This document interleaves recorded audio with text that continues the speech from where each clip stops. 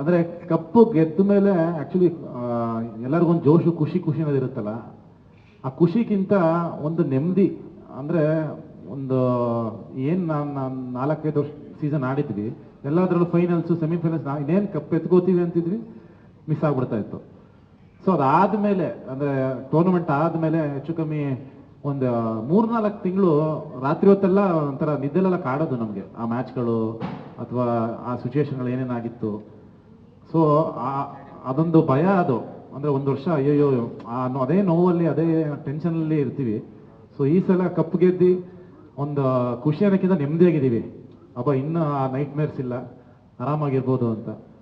So ಈ ಸಲ ಆದರೆ ಪ್ರತಿ ಸೀಸನ್ಗಿಂತ ಈ ಸೀಸನ್ನು ನನಗೆ ಒಂದು ಬರೀ ಜೋಶ್ ಕಾಣೋದು ಟೀಮಲ್ಲಿ, ಏನೋ ಗೊತ್ತಿಲ್ಲ. ಆ್ಯಂಡ್ ಸುದೀಪ್ ಸರ್ದು ಏನು ವೈರಲ್ ಆಯ್ತಲ್ಲ ನಿಮಗೆ, ಅದೇನೂ ಅಲ್ಲ ಆ್ಯಕ್ಚುಲಿ. ಅದು ಬರೀ 0.001% ಅಷ್ಟೇ. ಅವರು ಕೊಡ್ತಿದ್ದಂಥ ಮೋಟಿವೇಶನ್ನು ಡ್ರೆಸ್ಸಿಂಗ್ ರೂಮಲ್ಲಿ, ಅವ್ರು 227 ಹೊಡೆದಾಗ ನಮಗೆ ಬಂದು ಹೇಳಿದಂಥದ್ದು ಬ್ಯಾಟ್ಸ್ಮನ್ಗಳಿಗೆ, ಹಿಂಗೂ ಮೋಟಿವೇಟ್ ಮಾಡ್ಬೋದಾ ಅಂತ ನಾವು ಆ ವಿಡಿಯೋ ಎಲ್ಲ ಬಂದ್ಬಿಟ್ಟಿದ್ರೆ ಮುಗಿದೋಯ್ತು ಬಿಡಿ. ಅನ್ಬೀಟೇಬಲ್, ಮಿಲಿಯನ್ ಗಟ್ಟಲೆ ಓಡ್ಬಿಟ್ಟಿರೋದು. ನಮಗೆ ಒಂದ್ ಕಡೆ ಅವ್ರು ಮೋಟಿವೇಟ್ ಮಾಡ್ತಿರೋದು ಒಂದು ಜೋಶಲ್ಲಿ ಇದ್ದೀವಿ, ಇನ್ನೊಂದು ಕಡೆ ಇನ್ನೊಂದು ಭಯ ಅಂದ್ರೆ ಇನ್ಯಾರೋ ಕ್ಯಾಮ್ರಾ ಹಿಡ್ಕೊಂಡಿದ್ದಾರೆ ಅಂತ ಭಯ ನಮಗೆ.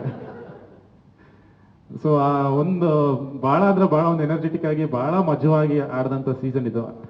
ನಾನು ಒಂದು 6 ವರ್ಷದಲ್ಲಿ ತುಂಬಾ ಕಮ್ಮಿ ಪ್ರಾಕ್ಟೀಸ್ ಮಾಡಿದ್ದಂದ್ರೆ ಇದೇ ಸೀಸನ್. ಪ್ರಾಕ್ಟೀಸೇ ಕಮ್ಮಿ, ಒಂದು 10-12 ದಿನ ಮಾಡಿದ್ದೀವಿ ಅಷ್ಟೇ. ಆ್ಯಂಡ್ ಸುದೀಪ್ ಸರ್ ಬಹುಶಃ ಒಂದಿನ ಬಂದಿದ್ರು ನಾವು ಮ್ಯಾಚ್ಗೆ, 1-2 ದಿನ ಟೂರ್ನಮೆಂಟ್ ಮುಂಚೆ. ಸೊ ಅಷ್ಟು ರಿಲ್ಯಾಕ್ಸ್ ಆಗಿ ಆಡಿದಂಥ ರಿಸಲ್ಟ್ ಅನಿಸುತ್ತೆ ಇದು.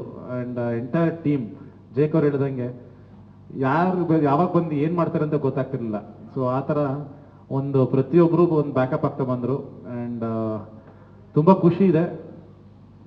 ಫೈನಲಿ ಟ್ರೋಫಿನ ತೊಗೊಂಡು ಹೋಗ್ತಾ ಇರೋದು. ಅವ್ರಿಗೆ 12 ವರ್ಷ ತುಂಬ ಲಾಂಗ್, ಆ್ಯಕ್ಚುಲಿ 6 ಇಯರ್ಸ್ ನಮಗೂ ತುಂಬ ಲಾಂಗ್ ಅನಿಸ್ತಾ ಇತ್ತು.